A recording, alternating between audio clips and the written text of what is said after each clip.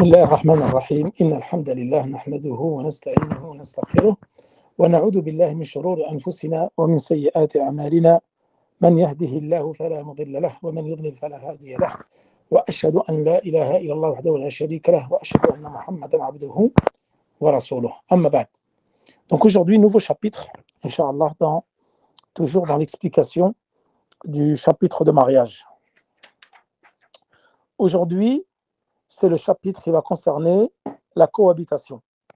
Babu Ishratin Nisa, c'est-à-dire chapitre qui concerne la cohabitation avec l'épouse ou les épouses et comment se comporter, comment l'époux doit se comporter avec son épouse, la bienséance dans tout ce qu'il doit entreprendre dans son foyer. Donc ça, c'est un chapitre qui est très important, le savoir-vivre donc avec son épouse qui concerne toutes les personnes mariées, que ce soit homme ou femme. Et ensuite, après cela, nous verrons le chapitre de l'khula'. Donc soit demain, soit au plus tard lundi, al-khula'. Allons voir c'est quoi. Alors ça, nous parlerons demain, parce qu'il y a le khul' et il y a at-talaq. Et nous allons voir les différentes les différences qu'il y a entre al-khul' et at-talaq. Donc ça, c'est la résiliation à la demande de la femme. Al-khul', c'est la résiliation du contrat de mariage à la demande de la femme. Et talaq, c'est le divorce à la demande de l'homme. Et nous allons voir les différences qu'il y a entre les deux, parce que c'est un chapitre qui est important, car il concerne malheureusement beaucoup de gens de nos jours. C'est une chose qui est très malheureusement répandue dans notre communauté, qui est le divorce ou le khul'. Et nous essaierons de donner quelques conseils à cela, et parler également des causes qui peuvent... ça sera en aparté, ça sera un petit plus, même si ce n'est pas évoqué dans le livre, mais il n'y a pas de mal à donner quelques conseils à certains couples qui ont des difficultés, parce qu'on me fait beaucoup parvenir des difficultés, c'est des questions qu'on pose beaucoup, qui ont lieu dans le couple. Donc beaucoup de problèmes, les divorces, le khul', etc. Et nous allons voir, beaucoup viennent des problèmes de cohabitation. Al-ushra fil nisa. Si les règles étaient respectées dès le départ, peut-être que cela éviterait beaucoup de conflits et beaucoup de séparations. Donc là, Al-Sheikh Al-Sa'di, Abdelrahman bin Nasser Al-Sa'di, il dit يلزم كل واحد من الزوجين معاشرة الآخر بالمعروف من الصحبة الجميلة وكف الأذى وأن لا يمطله بحقه. Donc là, il incombe à chacun des deux conjoints de cohabiter avec l'autre selon les règles de bienséance. Et nous allons voir qu'est-ce que c'est que ces règles de bienséance. Certains peut-être ne les connaissent pas. En étant de bonne compagnie, en s'abstenant de causer un préjudice ou de tarder à s'acquitter de ses obligations vis-à-vis de l'autre. Al-mumatala, c'est le fait de tarder. Je vais vous donner un exemple. Ça, c'est vrai que c'est un sujet que je n'avais pas évoqué parce que je ne voulais pas trop détailler Minhaj Shalikin, mais Inch'Allah, nous aurons l'occasion, parce que je veux absolument finir Kitab al-Nikah avant le Hajj, pour pouvoir commencer le chapitre du Hajj que nous allons faire tous les jours, Inch'Allah. C'est important pour nous, nos frères et sœurs pèlerins qui veulent venir au Hajj bientôt. Important de leur donner des cours sur le pèlerinage. Et ça, nous le détaillerons un peu plus quand je vais reprendre Arsal Mukhtasarat. Tout de suite après le Hajj, Inch'Allah, on va reprendre Arsal Mukhtasarat. Et Arsal Mukhtasarat, il est un peu plus complet que Minhaj Shalikin. La dot, par exemple, il y a des gens, ils s'accordent sur une date, et sur une dot aussi. Date et dot. Voilà, pour le jeu de mots. Et ils ne respectent pas cette date-là. Et j'entends qu'il y a des gens, ils ne donnent pas la dot. Alors que nous avons vu dans le cours sur la dot, c'est une obligation. Min lawazim al-nikah. هي ليست شرطا في صحة النكاح ولكن من لوازم النكاح. C'est-à-dire que ce n'est pas une condition dans la validité du mariage, tu n'as pas donné la date, ton mariage il est valide, mais c'est une obligation pour toi que de donner la dot.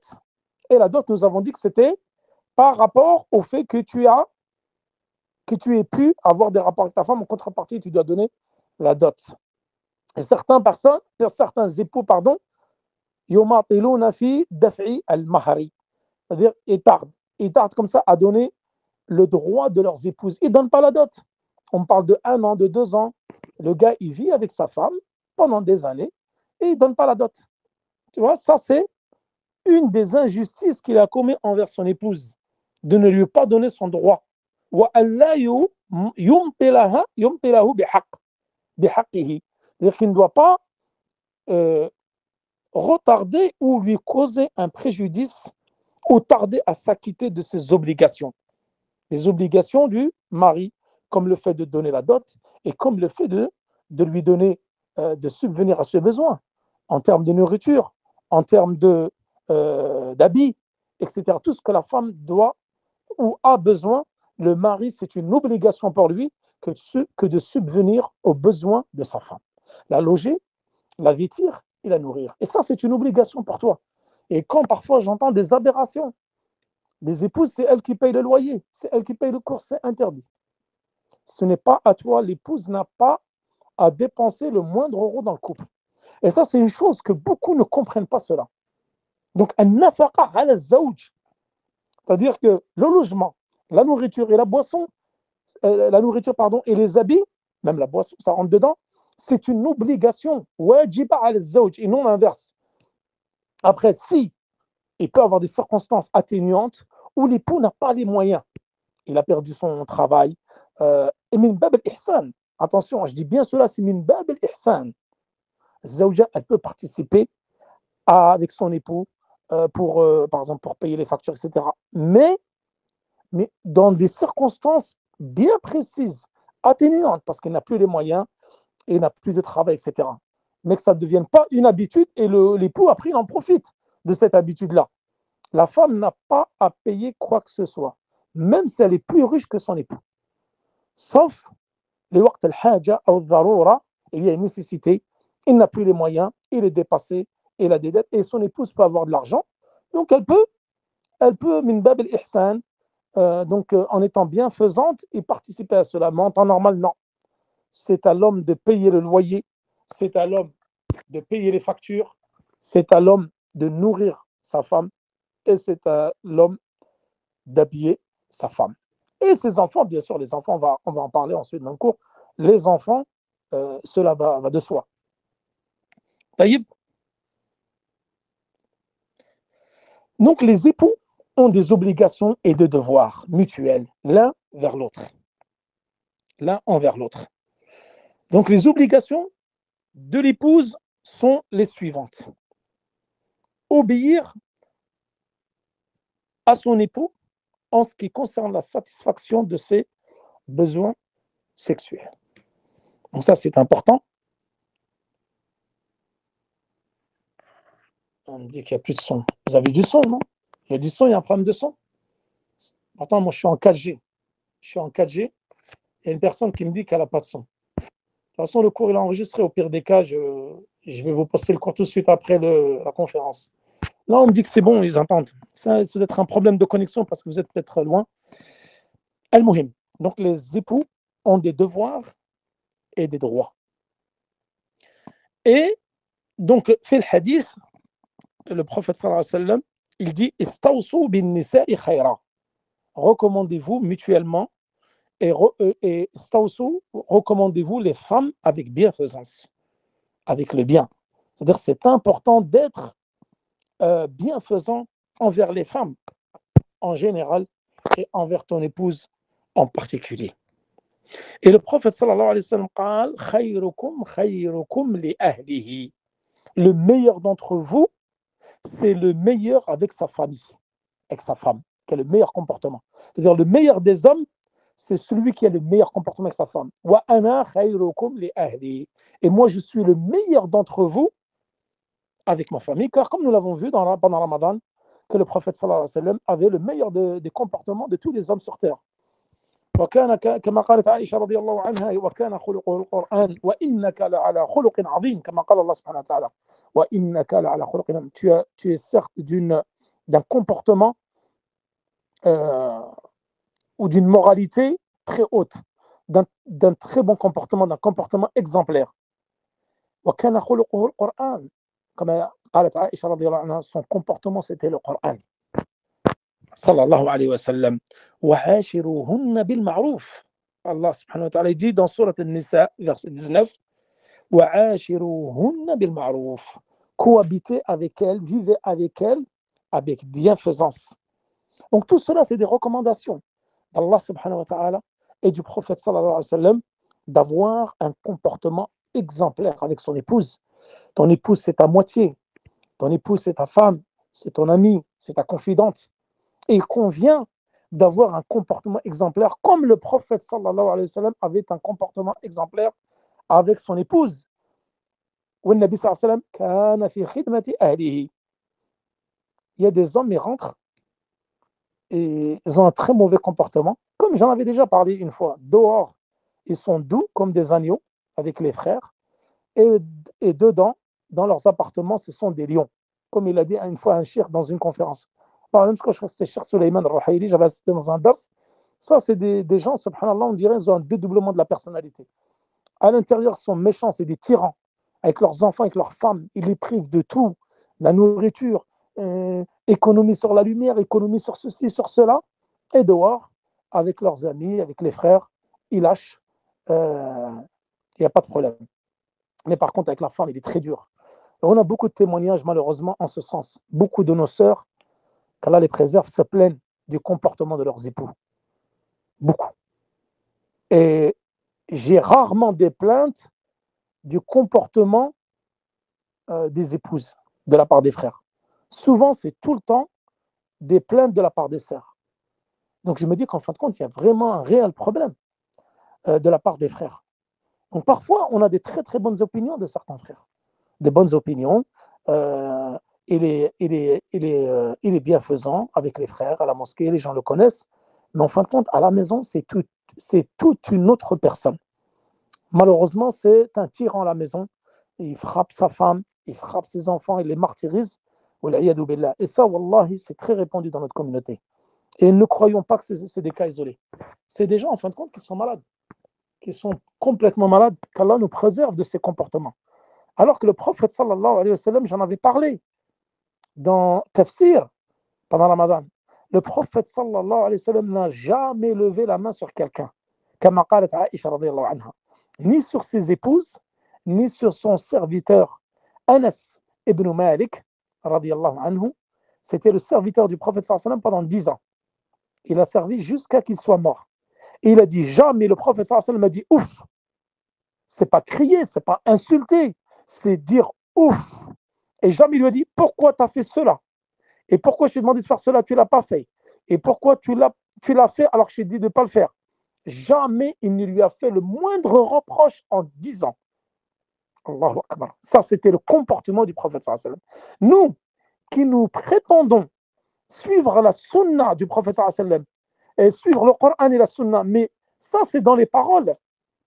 Les paroles ne vont pas te servir à grand-chose. Nous, on veut des actes, on veut des faits. Le jour du jugement dernier, tu vas être jugé sur tes actions et sur tes paroles aussi, bien sûr, que tu as prononcées. Tout ce qui est paroles que tu as prononcées en préjudice, en insulte, en mensonge, en médisance, en calomnie, tout ça, j'en ai déjà parlé plusieurs fois. Tout ça, bien sûr, c'est noté dans un livret que tu vas consulter le jour de la résurrection. Ça, j'en ai déjà parlé dans Aqidat al-Sunnah al-Jama'a et dans l'Aqidat al-Wasitiyya. Donc le prophète sallallahu alayhi wa sallam n'a jamais levé la main sur quelqu'un, hormis des batailles, hormis lors des batailles, des expéditions pendant le combat. Mais chez lui, sur ses épouses, ou sur ses filles, ses enfants, ou sur ses serviteurs.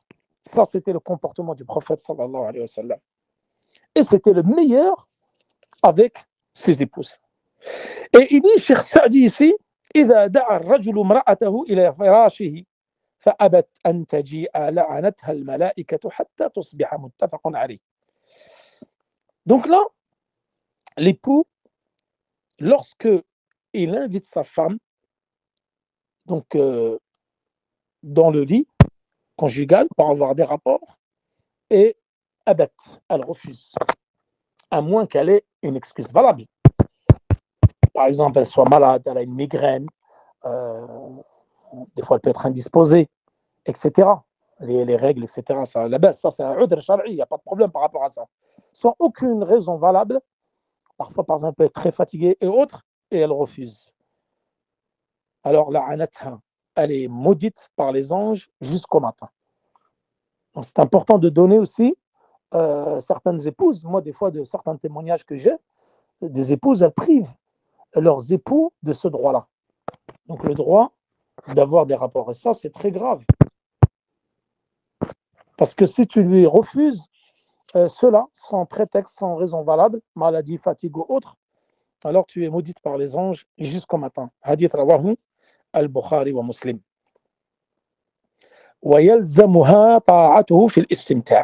C'est-à-dire, c'est important d'obéir à son époux en tout ce qui concerne la satisfaction de ses besoins sexuels, comme nous venons de le voir, dans la limite du raisonnable, bien sûr. Peut-être qu'il y a certains époux, pour ne pas rentrer dans les détails, qui ont, on va dire, qu'un appétit un peu plus grand que d'autres, et que ça soit dans la limite du raisonnable, bien sûr. Ensuite, ne sortir ou voyager qu'avec sa permission. Ça, c'est une mas'ala qui est importante, c'est le mas'ala des femmes qui voyagent sans mahram. Et ça, c'est un phénomène qui est très répandu, malheureusement, très, très, très répandu. On voit beaucoup de nos sœurs voyager sans mahram. Et par exemple, ici, on voit, elles viennent beaucoup à Umrah sans mahram. Moi, je connais quelques frères qui travaillent dans les agences de Umrah, qui sont guides, et ils me disent que, subhanallah, il y a énormément. Maintenant, c'est même la tendance. Maintenant, c'est la tendance. Il me dit 60 à 70% des pèlerins, c'est que des sœurs sans mahram. C'est que des femmes sans mahram. Quand je dis sœurs, femmes en général sans mahram. Beaucoup voyagent sans mahram. Et ça, c'est une interdiction formelle. Après, il y a une divergence entre les savants. Je sais que certains, comme dans le madhab maliki, qui le permettent, et d'autres savants, mais c'est un avis qui est faible. C'est un avis qui est faible. Ils disent, par exemple, si elle voyage en groupe, la baisse. La baisse, en cas de en sécurité, etc. Mais il y a d'autres savants qui ont récusé cela. Ils ont réfuté cet avis-là parce que le prophète, sallallahu alayhi wa sallam, il dit dans le hadith, qui est un hadith authentique, La tusafiru mara'atun tu'minu billahi wal yawm al-akhir illa ma'a dhi mahram. Ne voyage une femme qui croit en Allah et au jour du jugement dernier qu'avec un mahram. Et nous avons vu déjà ce qu'est les maharim. Les maharim des femmes, nous l'avons vu dans quelques cours en arrière. C'est les personnes qu'elles ne peuvent pas épouser.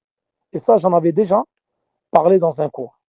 Par exemple, elle doit voyager avec son père, avec son mari, si elle est divorcée, avec son frère, avec son fils, si elle est pubère, avec son oncle, avec son grand-père, etc. Donc, les maharim, ils sont nombreux. Et elle doit voyager avec un mahram. Même s'il y a des savants qui émettent des avis comme quoi la femme peut voyager sans mahram. Et ça, le problème de cet avis-là, donc déjà c'est un avis faible, qui contredit le hadith qui est clair, qui est dans Sahih, que je viens de vous citer. Et ça, c'est l'avis d'une grande majorité des savants, tels que nos grands savants contemporains. Et le souci, c'est qu'en permettant cela, tu ouvres une porte de mal, une porte du mal, puisqu'après, beaucoup de femmes vont commencer à voyager sans mahram. Et il y a de là de nombreux méfaits suite à ces voyages-là. Et la preuve, bon, je ne voulais pas en parler dans ce cours-là, parce que ce n'est pas l'objet du cours, et moi, je n'aime pas trop parler de faits divers dans les cours, ce n'est pas mon assiette, mais vous voyez que les femmes qui voyagent seules, malheureusement, sont exposées. Elles sont beaucoup plus exposées qu'une femme qui va voyager avec son mari ou son mahram. Et malheureusement, je pense que vous avez entendu, sans rentrer dans les détails, parce que ce n'est vraiment pas le but du cours, et puis j'ai envie d'avancer dans le cours, des femmes qui sont venues en Umrah et qui ont subi, voilà. Je ne vais pas rentrer dans le détail, il y a eu des agressions, il y a eu si cela est avéré, bien sûr, hein, si cela est avéré, parce que moi j'ai entendu des témoignages, soi-disant la personne elle a reconnu les faits, et donc c'était d'un guide de Umrah qui a fait des avances à des sœurs, il y a eu des attouchements, astaghfirullah, Allah musta'an. Donc des choses graves qui se sont passées avec des sœurs qui ont voyagé seules. Regardez les conséquences, mes sœurs, pour celles qui écoutent le cours, des méfaits de voyager seules. Et voilà, on m'a raconté également beaucoup d'anecdotes concernant des sœurs qui ont fait la hijra en Égypte, seules, pour aller étudier ou pour faire la hijra parce qu'elles n'étaient pas mariées ou divorcées, ou peu importe les raisons, elles ont voyagé. Wallah, elles étaient une proie facile pour les agresseurs. Et on m'a raconté combien d'anecdotes. Et moi, je n'ai pas envie que mon cours devienne un cours de faits divers ou d'histoire, mais ce sont des histoires véridiques des gens qui me les ont racontés et qu'ils ont vu cela, ou ils ont des témoignages de sœurs qui ont été agressées dans des pays musulmans parce qu'elles étaient seules et vulnérables. Seules et vulnérables. Et heureusement qu'alhamdulillah, dans ces circonstances-là, il y a eu des frères qui ont pris leur défense, etc. Sinon, il aurait pu se produire un drame. Regardez les méfaits et les conséquences néfastes de voyager sans mahram. Et encore pire, de faire la hijra sans mahram. Et ça, c'est encore pire. Parce que la sœur, elle est seule, elle est isolée, elle est vulnérable. Et les loups, dès qu'ils entendent parler de cela, pour eux, ça y est, c'est la porte ouverte à tout et n'importe quoi. Donc, comme je vous ai dit, la femme ne doit pas voyager sans mahram. Et il y a un hadith du prophète sallallahu alayhi wa sallam, pour revenir au cours, Inch'Allah, parce que sinon, ça va trop retarder le cours de rentrer dans les anecdotes et les faits divers, et ce n'est pas le but. لا يحل لامرأة أن تصوم وزوجها شاهد إلا بإذنه ولا تؤذن في بيته إلا بإذنه. حديث رواه البخاري عن أبي هريرة. Ce hadith-là, c'est dans وعدم الخروج والسفر إلا بإذنه. La femme ne doit sortir et voyager qu'avec sa permission. Là, le prophète sallallahu alayhi wa sallam, il dit la yahillu lil mar'a. La femme ne lui est pas permis de jeûner et son mari est présent qu'avec son autorisation. Là, on parle du jeûne surrogatoire, bien sûr. On ne parle pas du jeûne du mois de Ramadan. Le jeûne, par exemple, la femme, elle veut jeûner le lundi, jeudi, les jours blancs, 13, 14, 15 de chaque mois lunaire, les 6 jours de Shawwal, etc. Qu'avec l'autorisation, parce que peut-être le mari il a besoin d'elle. Elle a besoin d'elle, etc. Et le fait qu'elle jeûne, ça peut lui causer un préjudice, alors que c'est une adoration. Et pourtant, c'est une adoration. Et là, il dit, le prophète sallam, qu'avec son autorisation. Elle ne jeûne qu'avec son autorisation.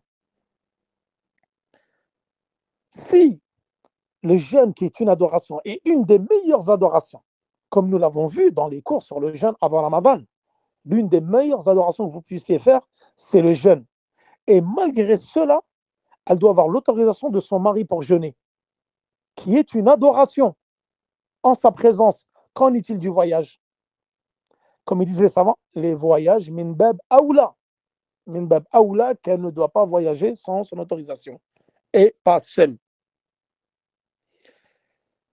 Et également, s'acquitter des travaux ménagers, tels que la confection du pain, la cuisine, etc.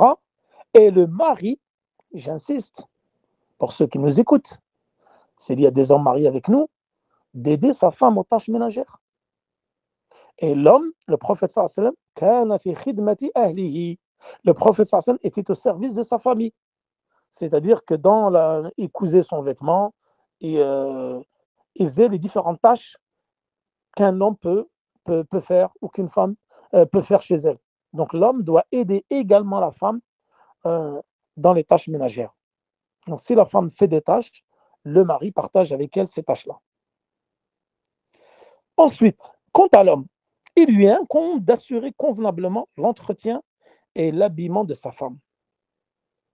Et comportez-vous convenablement envers elle. Sourate An-Nisa, verset 19.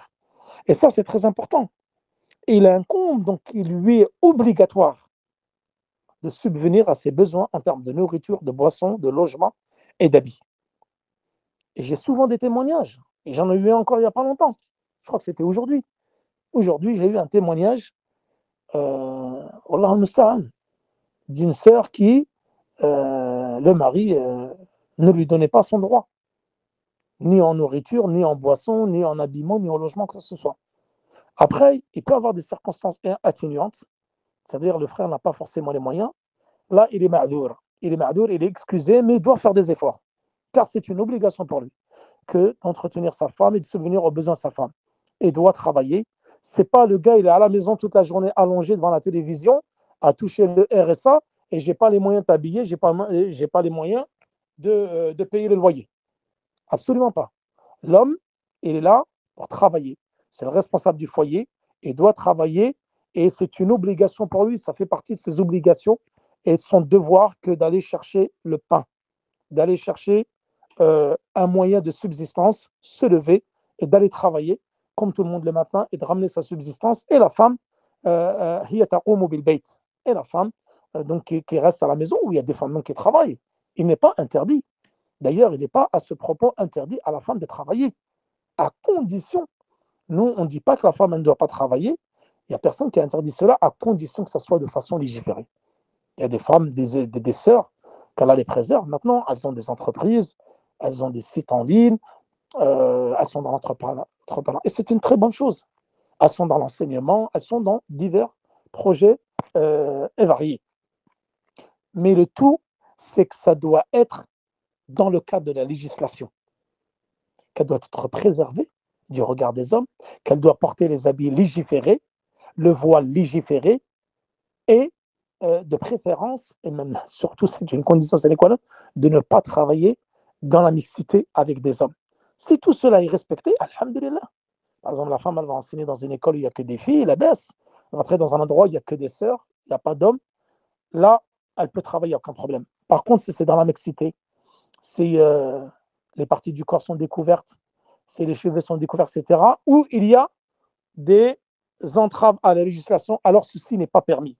Ceci n'est pas permis. J'espère que le message est passé. Donc, dans un cadre légiféré, il n'y a aucun problème à ce que la femme puisse travailler et avoir son indépendance financière, et c'est bien. Mais malgré qu'elle ait de l'argent, c'est au mari. C'est pas, elle va, parce que maintenant, l'aberration que je vois beaucoup, c'est la femme, elle va travailler parce que le mari, il n'y arrive pas. Donc, elle va travailler, elle sort dehors, elle délaisse l'éducation des enfants, elle délaisse la maison pour avoir un deuxième salaire, donc pour avoir une vie meilleure. Mais à quel prix? Au prix du sacrifice de l'éducation des enfants, au prix du sacrifice de la maison et à un prix d'aller se mélanger avec des hommes, de ne pas porter la tenue légiférée. Et c'est que des choses qui contreviennent à la législation musulmane. Tout ceci n'est pas permis. Travailler dans un cadre légiféré, il n'y a aucun problème. Donc je continue le cours, Inch'Allah. وعليه نفقتها وكسوتها بالمعروف وعاشرهن بالمعروف. Donc ça, nous l'avons déjà vu, c'est le fait de subvenir à ses besoins et de cohabiter avec elles de façon convenable, avec bienfaisance, comme l'a dit Allah subhanahu wa ta'ala dans Surat An-Nisa. وَاسْتَوْصُوا بِالنِّسَاءِ خَيْرًا. Recommandez le bien donc pour vos femmes. وَخَيْرُكُمْ خَيْرُكُمْ لِأَهْلِهِ وَأَنَا خَيْرُكُمْ لِأَهْلِي كما جاء في الحديث. Ça, donc, nous l'avons déjà vu. وعليه, donc là, on va passer dans un autre chapitre. وعليه أن يعدل بين زوجاته في القسم. Et ça, c'est une mas'ala qui est très importante pour les frères qui ont plusieurs épouses. Là, qu'est-ce qu'il dit l'auteur? عليه أن يعدل بين زوجاته في القسم والنفقة والكسوة وما يقدر عليه من العدل. Là, c'est une mas'ala qui est importante, qui va concerner tout ce qui est polygamie. L'homme qui a deux épouses ou plus, comment il doit être équitable? Car le prophète sallallahu alayhi wa sallam dit, il incombe aussi à l'homme de faire montre d'équité entre ses épouses dans le partage. Donc l'équité, elle doit être al-adl. Nous allons voir que l'adl, ce n'est pas at-taswiya. Il y a une différence, et là je vais vous l'expliquer, parce que certains n'ont pas compris cette notion de adl. Par exemple, des frères qui ont deux épouses et croient qu'il faut tout donner pareil. Non, ce n'est pas ça l'adl. Ça s'appelle at-taswiya. Je lui achète une robe noire, ben l'autre aussi, je lui achète une robe noire. L'autre, je lui achète une robe à 20 euros, ben l'autre aussi, une robe à 20 euros. C'est un exemple. Hein. Je ne sais pas si ça existe des robes à 20 euros, mais c'est juste un exemple. Et je lui achète une robe à 50 euros, l'autre aussi, je lui achète une robe à 50 euros. Non, ce n'est pas ça l'adl. L'adl, comme ils disent les savants, c'est le fait de donner son haq à sa juste valeur. والعدل مثلا يكون في المبيت ولا يكون في الجماع مثلا أو في المحبة. Tu as deux épouses. Et tu dois, par exemple, une nuit chez une épouse, et la journée, tu n'es pas obligé de rester chez elle. Pour ceux qui nous écoutent et qui ont, par exemple, deux femmes, écoutez attentivement ce cours, c'est important. Peut-être que vous ne le savez pas et vous ne le pratiquez pas au quotidien. La nuit, tu dois la passer chez l'épouse A. Le lendemain, chez l'épouse B. D'accord? La journée, tu n'es pas obligé de rester chez ton épouse. Par exemple, toi, la journée, tu étais chez l'épouse A et tu dois passer la journée, la nuit chez elle. La journée, tu as le droit d'aller chez l'autre épouse. Mais la nuit, tu es obligé de m'habiter. Là, on parle de la nuit. Tu es obligé de passer chez l'épouse où c'est son tour. C'est ça l'équité, l'adl. Et la deuxième, pareil. Quand c'est sa nuit, tu dois passer la nuit chez elle. Taïb. Maintenant, tu as une épouse, par exemple, qui est plus exigeante que l'autre. L'adl ici, c'est pas parce que tu dépenses 100 € pour une que tu dois forcément dépenser 100 € pour l'autre. Non. S'il y en a une, par exemple, qui est plus dépensière, qui demande plus de dépenses qu'une qui est humble. Tu as des sœurs qui sont humbles, pas trop dépensières, etc. Tu as d'autres sœurs qui sont un peu plus dépensières, qui prennent plus soin d'elles, etc. Elle va te demander plus d'argent. Donc, là, le fait de donner 50 € une, 50 € à l'autre, c'est pas ça l'ad. Ça s'appelle tesouya, de toujours donner pareil. Tu as une épouse, tu as 5 enfants avec elle. Tu as une autre épouse, tu as 0 enfant avec elle. Tu viens de te marier avec elle. Tu ne vas pas dépenser la même chose pour l'épouse A et pour l'épouse B. Ça ne s'appelle pas l'adl. Ça s'appelle tesouya.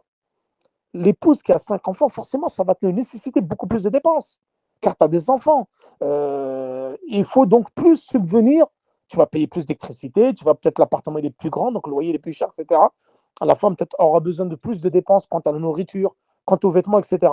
Et celle que tu viens d'épouser, il n'y a pas d'enfant. Donc pour elle, tu vas dépenser beaucoup moins. Et ça, c'est pas être inéquitable. Non. Ça s'appelle l'adl, c'est que chacun, tu lui donnes son droit. C'est ça que les savants disent dans l'adl. C'est chacun, tu lui donnes son droit. Et ils disent que c'est-à-dire dans le fait de partager les nuits, cela n'est pas obligatoire dans le mahabba et dans le jima'. Ce qui est obligatoire, c'est de passer la nuit avec elle. Mais tu n'es pas obligé d'avoir des rapports de façon équitable. Si tu as eu un rapport avec elle, l'épouse A, tu n'es pas obligé d'avoir un rapport avec l'épouse B le lendemain. Tu dors avec elle, mais tu n'es pas obligé d'avoir un rapport. C'est pas j'ai eu un rapport la veille, je dois faire un rapport le lendemain. Non.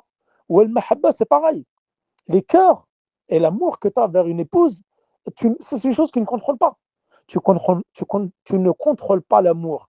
Donc, s'il y a une épouse que tu aimes plus que l'autre, la baisse, il n'y a aucun mal. Et d'ailleurs, tu ne pourras jamais être équitable dans l'amour. Et le prophète, l'épouse qu'il aimait le plus, c'était Aïcha. Et pourtant, il avait plusieurs épouses. Et préférait Aïcha aux autres épouses. Alors que c'était le prophète, et c'était le meilleur des hommes. Donc, que ça soit bien clair.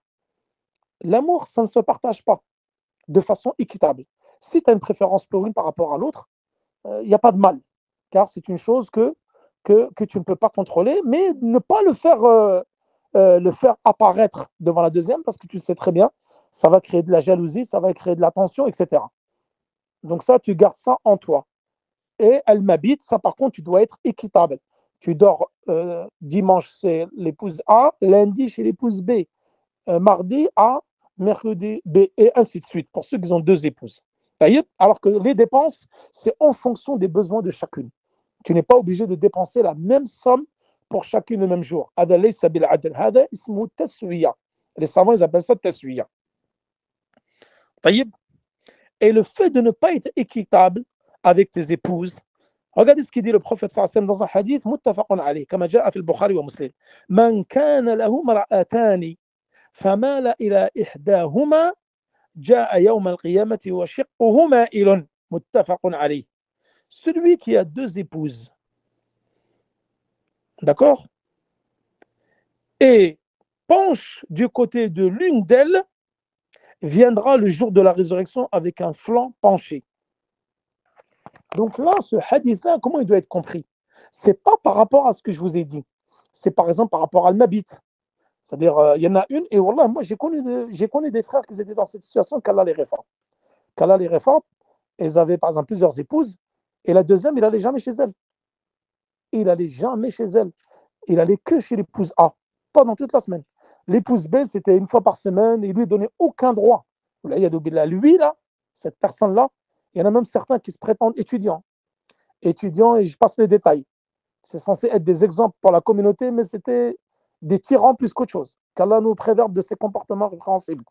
Il ne calculait jamais la deuxième. et il ne lui donnait pas à manger, il ne lui donnait aucun droit, ni le droit de couche, ni rien du tout. Et quelqu'un qui est soi-disant étudiant. Et je ne cite pas les exemples parce qu'il y en a trop. Malheureusement, beaucoup sont injustes. Et Allah subhanahu wa ta'ala dit, je me suis interdit la justice. Et je vous l'ai interdit. Fala tadhalamu. Ne soyez pas injustes les uns vers les autres. Car l'injustice, c'est la pire des choses. Et Yawm al-Qiyamah, tu vas venir payer cette injustice-là. Tu payeras pour toute l'injustice que tu as fait subir à des personnes. Et à la pire des injustices, la justice que tu fasses envers Allah subhanahu wa ta'ala. Inna shirka la dhulmun adhim, kama qala Luqman libnihi. Le shirk, c'est la pire des injustices, comme nous l'avions vu déjà dans Kitab al-Tawhid. Et ensuite, c'est être injuste envers les autres, dont tes épouses ou tes enfants, et être injuste envers toi-même.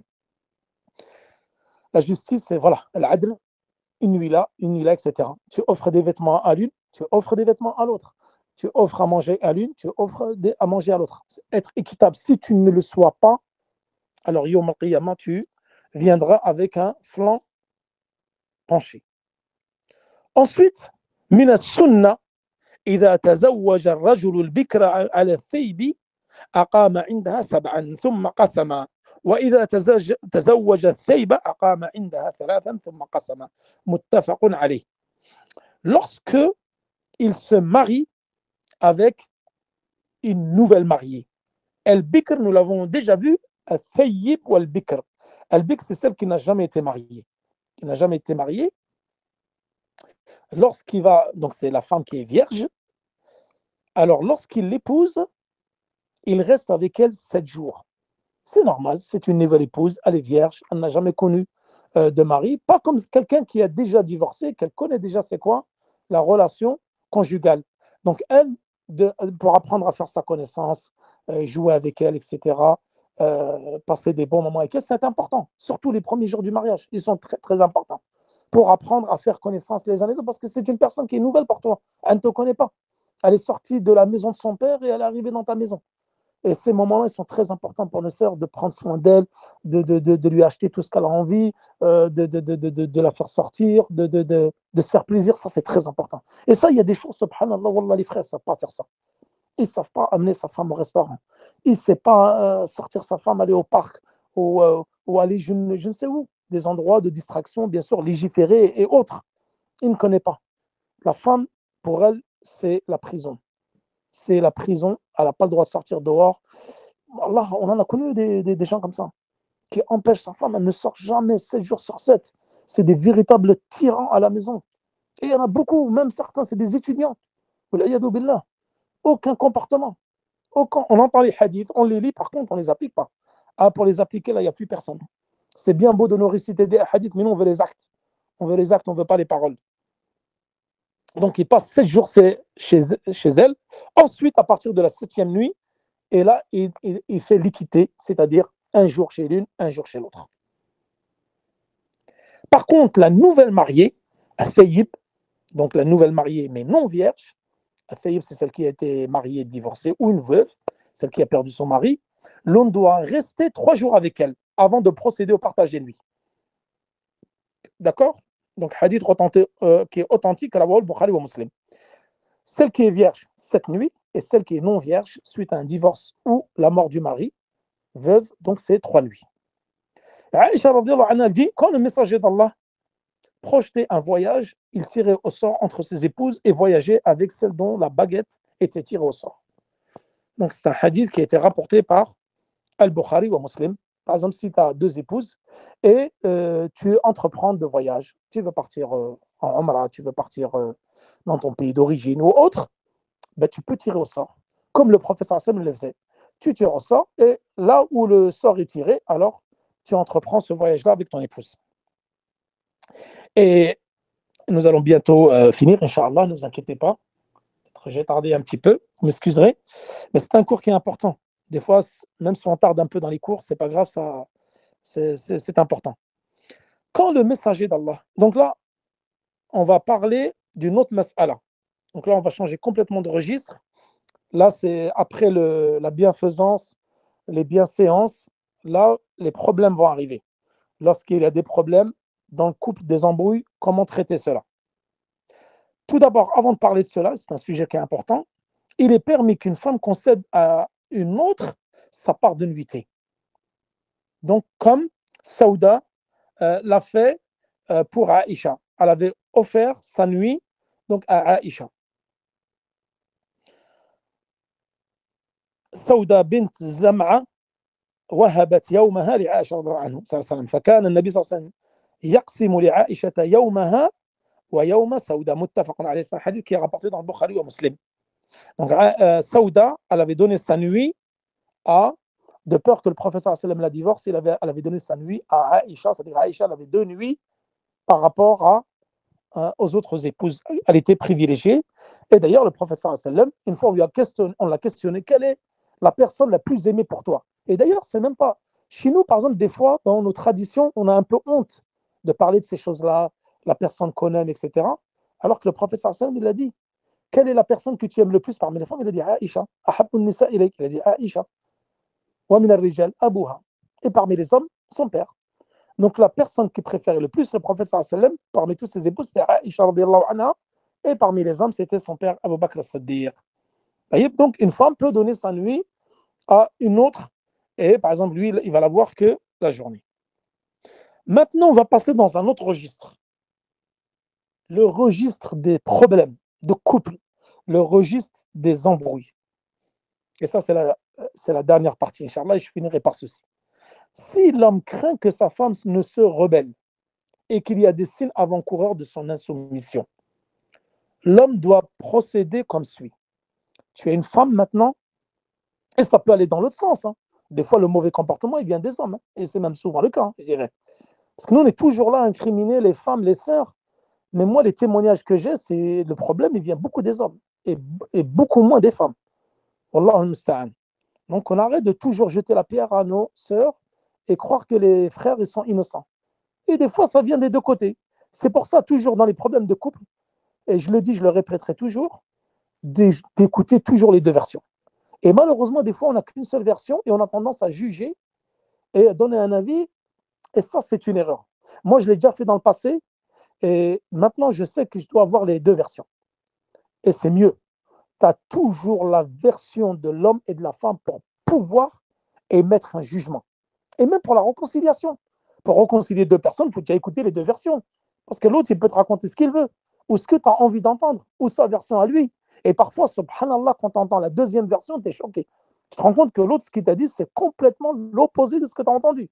Et c'est pour ça de ne pas s'empresser d'émettre un jugement hâtif qui peut être directement, qui peut balancer en faveur de l'un au détriment de l'autre. Et ça, c'est de l'injustice. Toujours quand il y a un problème de couple, je veux entendre les deux versions. Donc là, l'homme, il craint. La femme a un mauvais comportement. Elle n'écoute pas son mari, elle se rebelle, elle ne lui donne pas son haq au lit, elle ne fait pas à manger, elle a des propos outrageants, des propos grossiers, ça arrive. Hein. J'ai déjà eu des témoignages concernant cela. Wallahu musta'an, même si ça reste quand même des cas isolés. Tout d'abord, on doit prodiguer des conseils à sa femme. Donc, première étape, c'est pas comme ils font certains, c'est que la violence. Ils n'ont connu que dans la violence dans leur enfance et la répercutent. Et souvent, subhanallah, ça, les psychologues, ils le disent. Hein, les gens qui ont vécu dans la violence, ils la répercutent plus tard. Le gars qui a été martyrisé dans son enfance, ben plus tard, lui, il va martyriser sa femme et ses enfants. Et ça, c'est prouvé scientifiquement. Wallah musta'an. À part quelques exceptions, bien sûr, je ne vais pas en faire une règle générale, mais ça, tu le vois beaucoup. Quelqu'un qui a subi la violence, ben, il va la faire subir à son tour. Qu'Allah nous préserve de ces comportements odieux. Donc, prodiguer des conseils à sa femme. La religion, c'est le conseil, c'est le conseil. Lui dicter des versets du Coran, des hadiths du prophète sallam, comment était le comportement du prophète sallam, des épouses du prophète sallam, etc.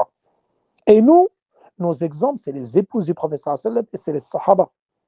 Ce n'est pas les influenceurs, aux mœurs dépravées.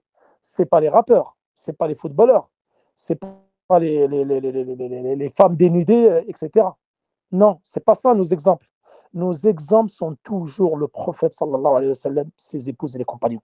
Car ils sont les meilleurs des hommes et les meilleurs des femmes sur terre. Si elles persistent malgré les conseils, malgré la patience du mari, la boudée au lit. Al-hajr, al-madaja. Al-hajr, c'est-à-dire tu ne dors plus avec elle. Tu vas dormir dans le salon. Tu ne dors plus avec elle dans le même lit. Ça, c'est deuxième étape, après le conseil. Ensuite, si vraiment cela ne marche pas, ni les conseils, ni la patience, après c'est le hajr, bil kalam. Tu ne lui parles plus. Et tu ne dois pas dépasser 3 jours. Donc, al-hajr, tu ne dois pas dépasser 3 jours. فَعِظُوهُنَّ وَهْجُرُوهُنَّ فِي الْمَضَاجِعِ. Surat An-Nisa, verset 34. Exhortez-les.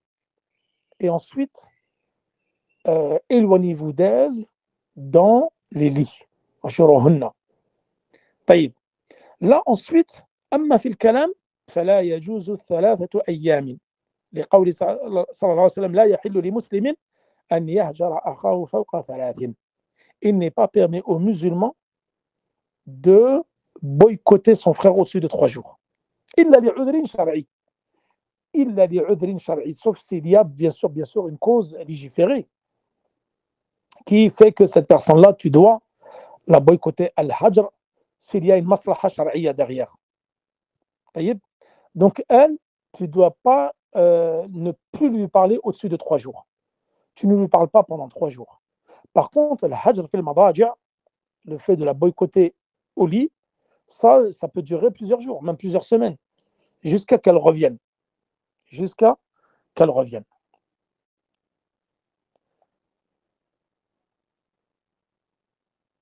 Ensuite,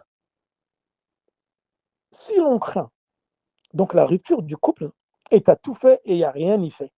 Rien n'y fait, la femme ne veut pas revenir et elle persiste dans les méfaits, dans la désobéissance, dans l'insoumission, dans la rébellion, etc. Qu'est-ce qu'on fait dans ce cas-là?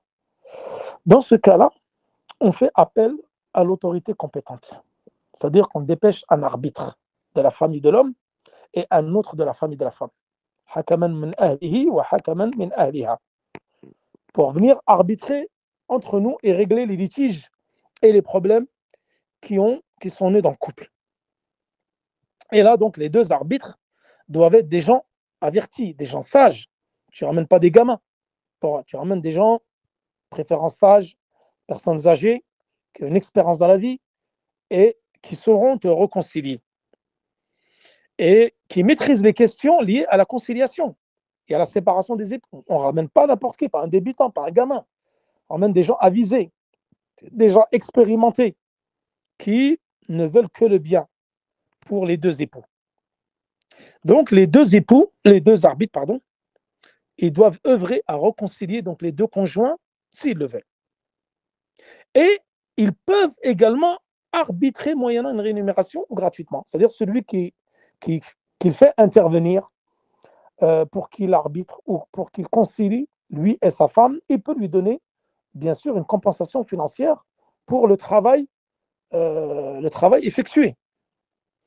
Mais il est permis qu'ils œuvrent à séparer les deux conjoints. C'est-à-dire si vraiment il n'y a aucun moyen de réconciliation entre l'homme et la femme. Les limites ont été franchies, comme on dit, la ligne rouge a été franchie, et il y a eu un point de non-retour.